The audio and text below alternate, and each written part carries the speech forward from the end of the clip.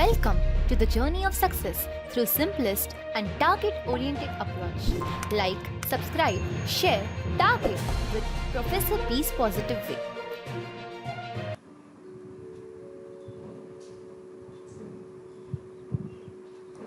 नमस्कार विद्यार्थी मित्र हो, आपण चालू घडामोडी या सदरामध्ये आर्मेनिया आणि अझरबैजान यांच्यातील सध्याचा जो काही संघर्ष चालू आहे त्यावर या ठिकाणी चर्चा करणार आहोत.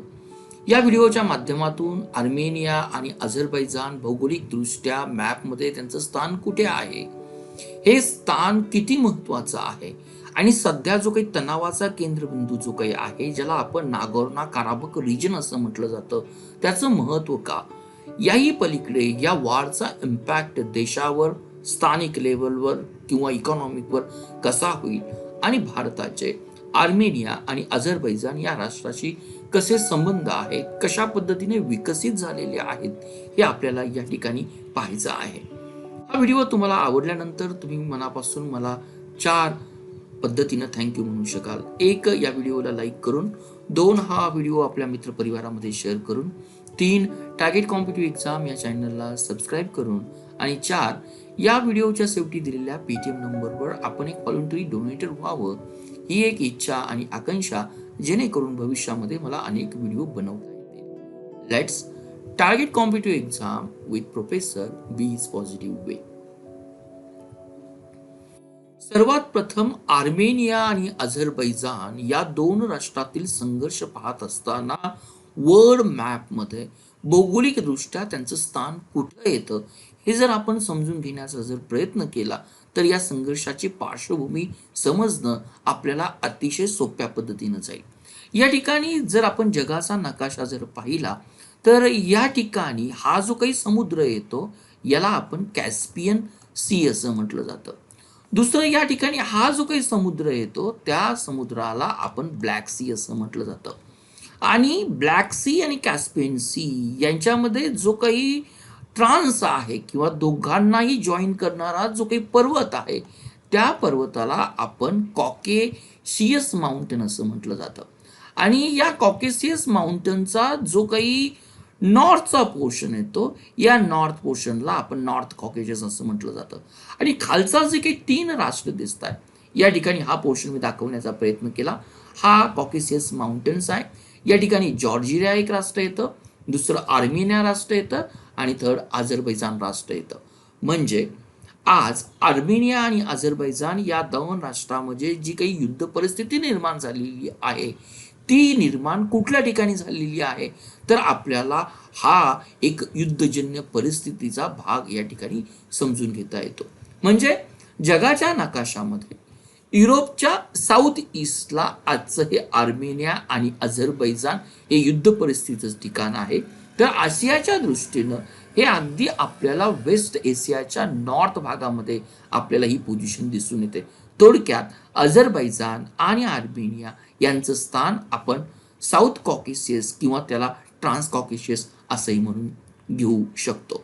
नेक्स्ट पॉइंट येतो की या ठिकाणी या 2 राष्ट्रांची काही हिस्टॉरिकल अस्पेक्ट आहे का, या अगोदर आपल्याला पूर्णपणे कल्पना असणं गरजेचं आहे. 1999 पूर्वी युनियन ऑफ सोशलिस्ट रिपब्लिकन, ज्याला आपण union of the Soviet socialist Republican असं जो पूर्वलक्षी आपण ज्याला रशिया असं म्हटलं जातं, या रशियाचं 1991 मध्ये डिसइंटिग्रेशन झाल्यानंतर एक इंडिपेंडंट 15 देशांमध्ये, राष्ट्रांमध्ये आपण म्हणूया त्याचं डिव्हिजन झालं. त्यातील आजचा जो काही रशिया आहे हा युनियन ऑफ सोव्हिएत सोशलिस्ट रिपब्लिकचा सर्वात मोठा किंवा आपण त्याला म्हणूया की त्याची परंपरा पुढे नेणारा राष्ट्र म्हणून समजला जातो. तर या 15 राष्ट्रांमध्ये हे आजचं आपल्याला अझरबैजान एक राष्ट्र दिसतंय आणि दुसरं राष्ट्र जे काही पाहणार आहोत ते आपल्याला आर्मेनिया हे राष्ट्र दिसून येतो. डिसइंटिग्रेशन रशियाचं 1991 मध्ये झालं आणि याच काळामध्ये आपल्याला आर्मेनिया हे राष्ट्र देखील 1991 मध्ये इंडिपेंडंट झालेलं दिसून येतंय. आणि दुसरं जे काही अझरबैजान राष्ट्र दिसतंय ते अझरबैजान राष्ट्र देखील 1991 मध्ये आपल्याला इंडिपेंडंट झालेलं दिसून येतंय. आणखीन हे युद्ध समजून घेण्यासाठी आपल्याला जे काही नंबर ऑफ रिझन्स आहेत त्यातील 1 रिझन एक धार्मिक अंगाने आहे. यातील आर्मेनिया या राष्ट्रातील ऑलमोस्ट किंवा हा राष्ट्र आपण इथनिक किंवा रिजनल अँगलने जर पाहिला, रिलिजन अँगलने जर पाहिला, यातील हे राष्ट्र ख्रिश्चन मेजॉरिटीचं राष्ट्र आहे. त्याचबरोबर अझरबैजान हे जर राष्ट्र जर पाहिलं तर हे आपल्याला मुस्लिम मेजॉरिटीचं राष्ट्र येतं. युद्ध का निर्माण झालं, त्याची पार्श्वभूमी काय, त्यातील आपण वन कारण पाहिलं. या ठिकाणी आर्मेनिया हे ख्रिश्चन बहुल राष्ट्र आहे, तर अझरबियान हे मुस्लिम बहुल राष्ट्र आहे. आता नेक्स्ट पॉइंट आपण या व्हिडिओच्या माध्यमातून पाहणार आहोत की या संघर्षाचा किंवा तणावाचा जो काही केंद्रबिंदू होता, ज्याला आपण नागोर्नो काराबख रिजन्स किंवा भाग म्हटलं जातं, हा अतिशय आपण बारकाईनं पाहूया की या भागाचं वैशिष्ट्य काय. पहिला हा जर भाग जर पाहिला, हा नागोर्नो काराबख भाग हा पूर्णपणे माउंटेननी वेढलेला भाग आहे, एक लँडलॉक्ड पर्शन आहे, पहिली गोष्ट.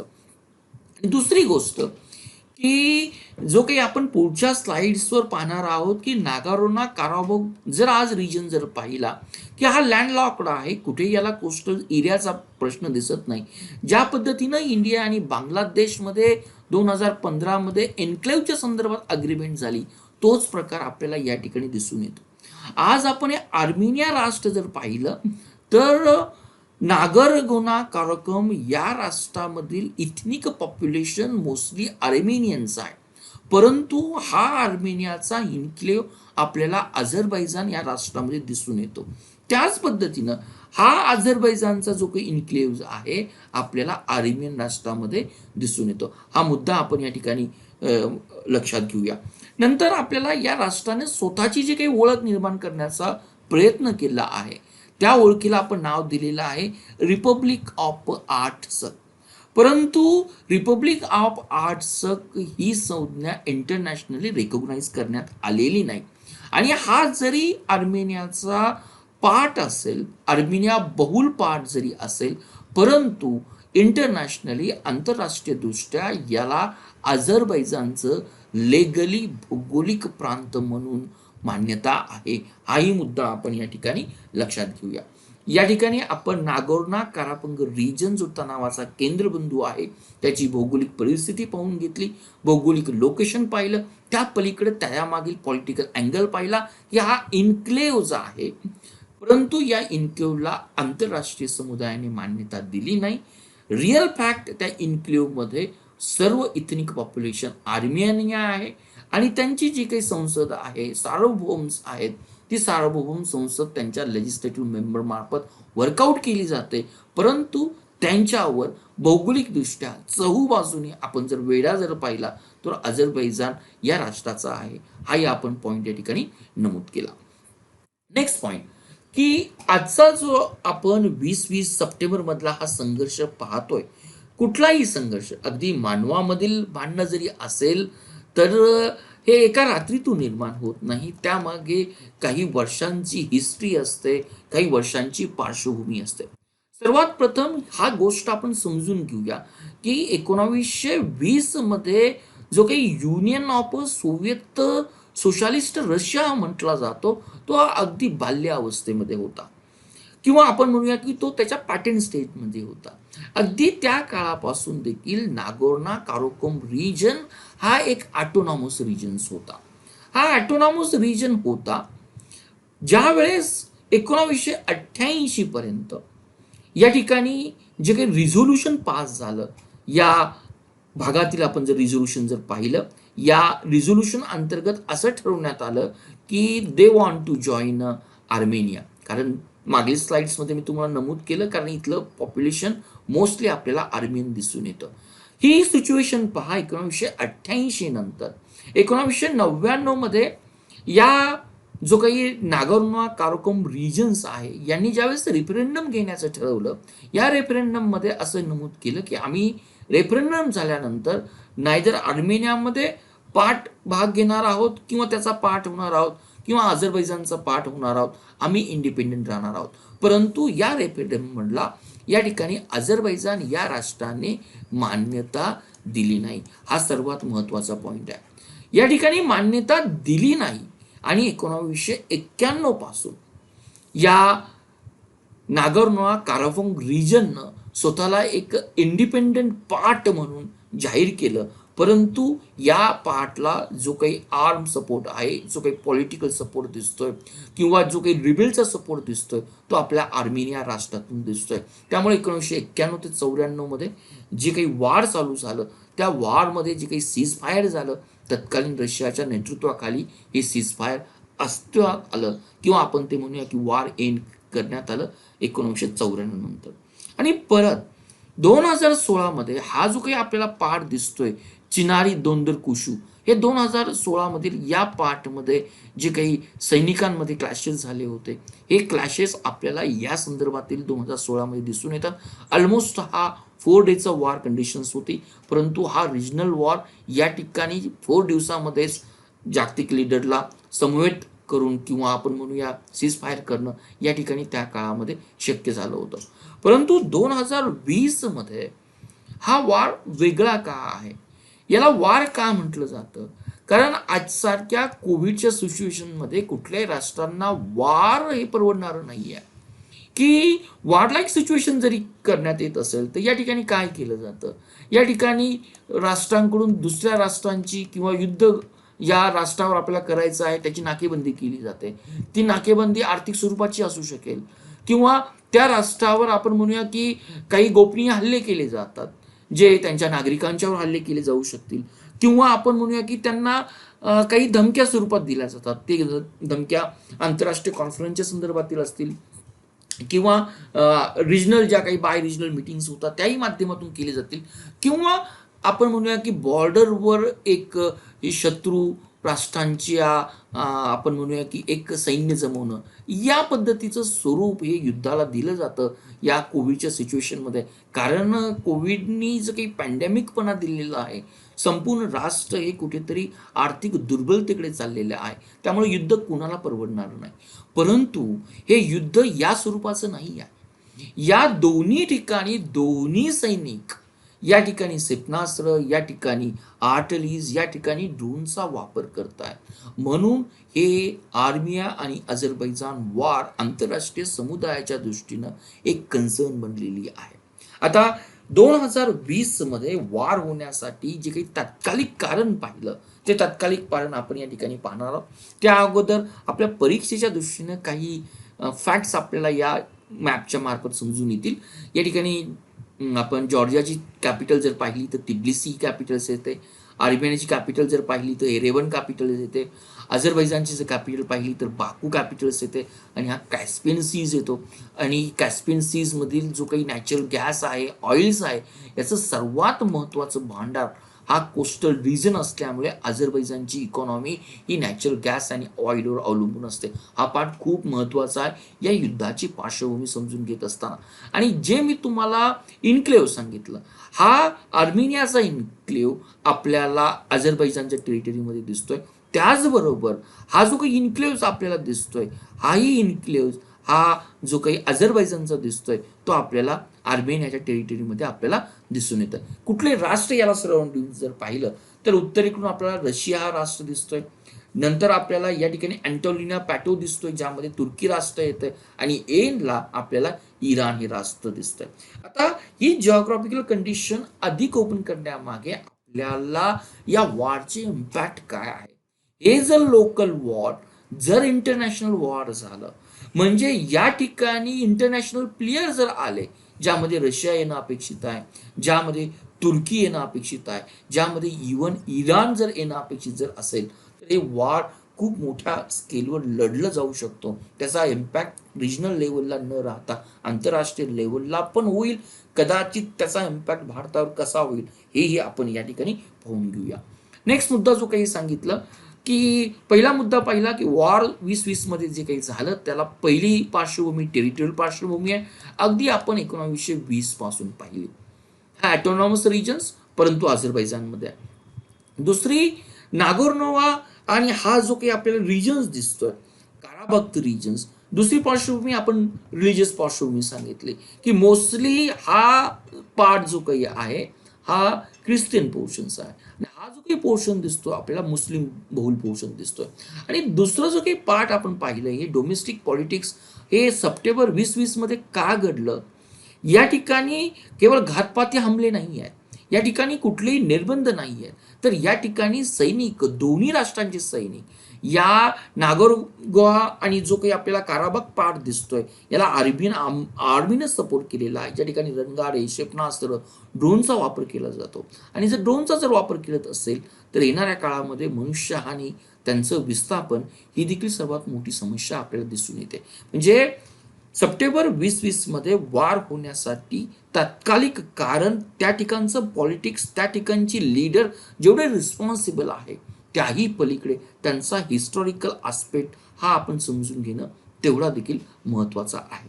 आता आपण नेक्स्ट पार्ट पाहतो की या वॉरचे जिओ पॉलिटिकल इम्पॅक्ट काय होते. आज कुठलंही स्थानिक वार जसं 2016चं पाहिलं, 4 दिवसामध्ये जर आपण ते वाइंड अप करत जर असेल इंटरनॅशनल प्रेशरच्या आपण म्हणूया दबावाखाली, तर ते वार कम्पॅरेटिव्हली त्याचे लॉंग टर्म इम्पॅक्ट होत नाही. आता या ठिकाणी जर पाहिलं, रशिया हा राष्ट्रापासून हे दोन्ही राष्ट्र इंडिपेंडंट झालेली आहे, जी पूर्वीचा USSR होता. आज दोन्ही राष्ट्रांबरोबर रशियाचे आपण म्हणूया की समान लेवलवर संबंध आहेत. तरी देखील रशियाचा ट्रॅडिशनली अप्रोच जो काही आहे तो मोर टुवर्ड्स जॉर्जिया आहे. हा पहिला पॉइंट आपण समजून घेऊया. दुसरं, आज जे काही तुर्कीचे सध्याचे जे काही राष्ट्रपती आहेत रेसिपी एर्दोगन यांना त्यांच्या देशातील समस्या किंवा लोकशाही टिकवण्यापेक्षा एक इंटरनॅशनल लीडर होण्याचं एक स्वप्न पडलेलं आहे. त्यामुळं तुर्की हे राष्ट्र रिलिजियसली आज कुठलाही मुद्दा घेत असताना, मी मुद्दा हा का मेन्शन केला, कारण भारताच्या काश्मीर प्रश्नावर पाकिस्तानला सपोर्ट करणारे जे काही राष्ट्र आहेत ते तुर्की आणि अलीकडच्या काळामध्ये आपल्याला मलेशिया हे राष्ट्र दिसून येतो. त्यामुळे तुर्कीनं या ठिकाणी सरळ सरळ मुस्लिम राष्ट्र असल्यामुळे अझरबैजान या राष्ट्राची बाजू घेतलेली आहे. आणि बाजू न घेता अझरबैजान या राष्ट्राला मिलिटरीकली ड्रोन देखील प्रोव्हाइड केलेली आहे. आणि मागे जर आपण जर पाहिलं असेल की सिरिया वॉरमध्ये, त्याचबरोबर लिबिया या दोन्ही वॉरमध्ये रशिया राष्ट्र आणि तुर्की राष्ट्रांचे जे काही कन्फ्लिक्ट होते, जे काही इंटरेस्ट होते, यांना कुठेतरी छेद जात होता. कदाचित याची पुनरावृत्ती या आर्मेनिया आणि अझरबैजान वारच्या माध्यमातून होऊ शकते. हा सर्वात महत्वाचा पॉइंट आहे. तुर्की राष्ट्र धर्म एक आहे म्हणून सपोर्ट करतं. त्याचबरोबर इथे जे काही अझेरी ग्रुप आहे त्यांची भाषा देखील आपल्याला तुर्की दिसते. आणि जे काही थर्ड राष्ट्र यामध्ये इन्व्हॉल्व्ह होऊ शकतं ते राष्ट्र आहे इराण. की इराण या राष्ट्रामध्ये देखील अझरबैजानी ही मायनॉरिटी मोठा ग्रुप आहे. त्यामुळे इराण राष्ट्र देखील या आंतरराष्ट्रीय संघर्षामध्ये येऊ शकतं. आणि जर हा संघर्ष जर या ठिकाणी जर आला की ज्या पद्धतीने आपण पश्चिम आशियामध्ये अमेरिकेला बाकीच्या इतर राष्ट्रांनी लुडबुड केलेली मान्य होत नाही, त्याच पद्धतीनं साऊथ कोकेसिया किंवा ट्रान्स युरेशिया या पोर्शनमध्ये रशियाला बाकीच्या महत्वाचं म्हणजे अमेरिकेसारख्या राष्ट्रांना या ठिकाणी इंटरफिअर करावं हे मान्य होत नाही, जे आपण सिरिया आणि लिबियाच्या वारच्या कंडिशनमध्ये आपण पाहिलं. म्हणजे हा पहिला जिओ पॉलिटिकल इम्पॅक्ट असा होऊ शकतो की इंटरनॅशनल प्लेयर या वारमध्ये इन्व्हॉल्व्ह होऊ शकतात आणि ते दोन्ही सेपरेटली, हिडनली प्रत्येक राष्ट्राची बाजू घेऊ शकतात, ज्याला एक इंटरनॅशनल स्वरूपाचं वार येऊ शकतो.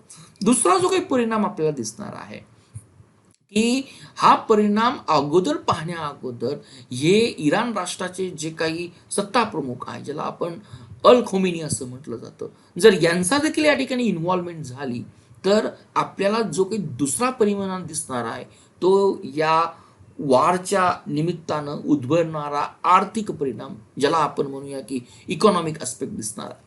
जसं मी मागील स्लाइड्समध्ये सांगितलं की कॅस्पियन सी हा सर्वात मोठा नॅचरल गॅस आणि ऑइलचा एक सोर्स आहे. आणि अझरबैजान याची जर कोस्टल रिजन जर पाहिली तर आपल्याला हा पूर्णपणे याची इकॉनॉमी या ऑइल आणि नॅचरल गॅस यावर अवलंबून आहे. आणि सद्यस्थितीमध्ये जर आपण जर पाहिलं की या राष्ट्रातून ज्या काही आपल्याला इकॉनॉमिक पाईपलाईन दिसतात, हे जे काही फीड आपल्याला दिसतंय शाह डेनिज फीड, या ठिकाणावरून हे ऑइल आणि नॅचरल गॅसचे पाईपलाईन्स आपल्याला या अझरबैजान या राष्ट्रातून जॉर्जियाची कॅपिटल तिब्लिसी इथून जाताना दिसते. त्यालाच आपण साऊथ कॉकेशियस पाईपलाईन एक्सपान्शन असं म्हटलेलं आहे. नंतर इथून आपल्याला अगदी तुर्की राष्ट्रापर्यंत जाताना दिसतंय, त्यालाच आपण ट्रान्स अँटोलियन पाईपलाईन असं म्हटलेलं आहे. आणि ट्रान्स अँटोलियन पाईपलाईन पासून इथून हे आपल्याला युरोपमध्ये जाताना दिसतंय. यालाच आपण जे काही नाव दिलेलं आहे ट्रान्स अँड्रेटिक पाईपलाईन दिलेला आहे. म्हणजे आणि हा जो काही वारचा पोर्शन्स येतो, हा नागरगा कॉसबरक रिजन जो काही येतो तो या ठिकाणी येतो. मे बी हे जर वॉर कंटिन्युअसली जर चाललं तर या वॉरमध्ये ह्या पाईपलाईनला किंवा आर्थिक इंटरेस्टला कुठेतरी धक्का बसणार आहे. आणि हा धक्का जर बसला तर almost more than the 5% natural gas आणि ऑइलचा जो काही आपण म्हणूया युरोपला सप्लाय केला जातो तो या कॅस्पियन सीच्या या पाईपलाईनच्या माध्यमातून केला जातो, जे रशियाला एक वन ऑफ द अल्टरनेटिव्ह आहे. हा मुद्दा आपण या ठिकाणी समजून घेऊया.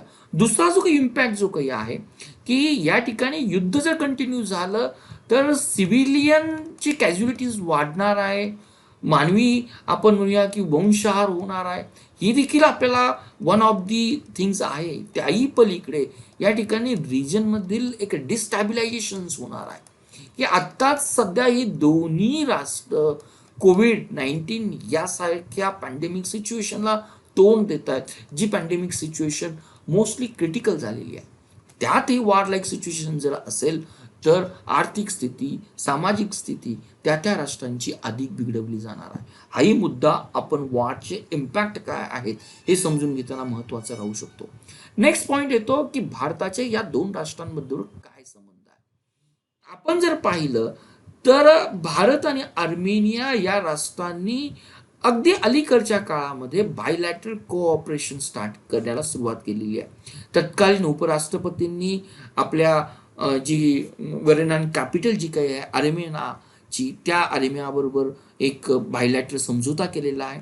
आणि या आर्मेनिया राष्ट्रांनी भारताचं जे काही मिलिटरी रडार आहे ते 2020मध्ये आपल्याला परचेस करताना दिसतंय.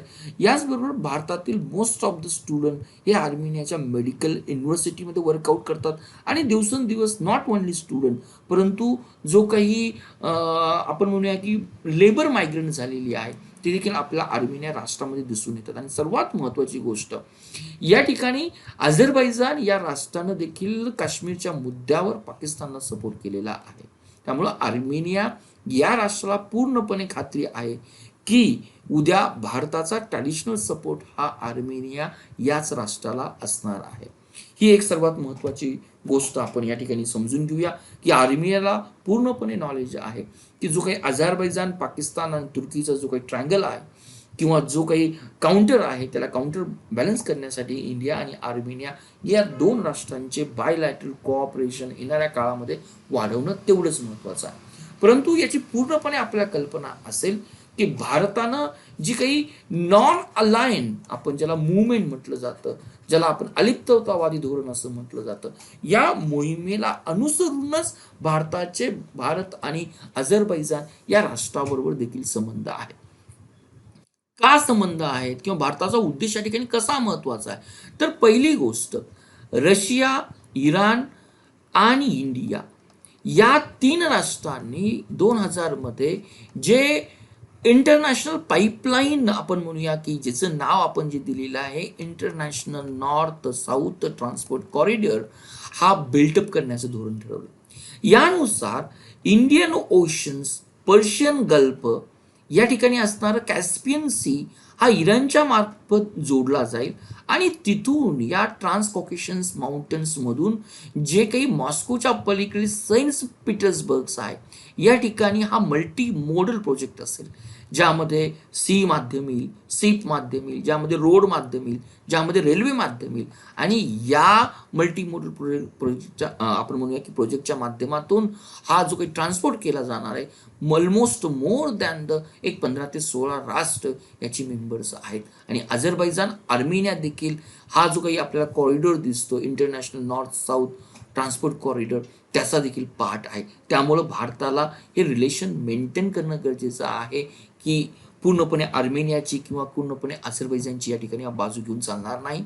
आणि जे काही शांघाय आपल्याला कोऑपरेशन दिसतं त्यामध्ये भारत पूर्णपणे फुल मेंबर आहे, परंतु अझरबैजान हा देखील याचा डायलॉग मेंबर्स आहे.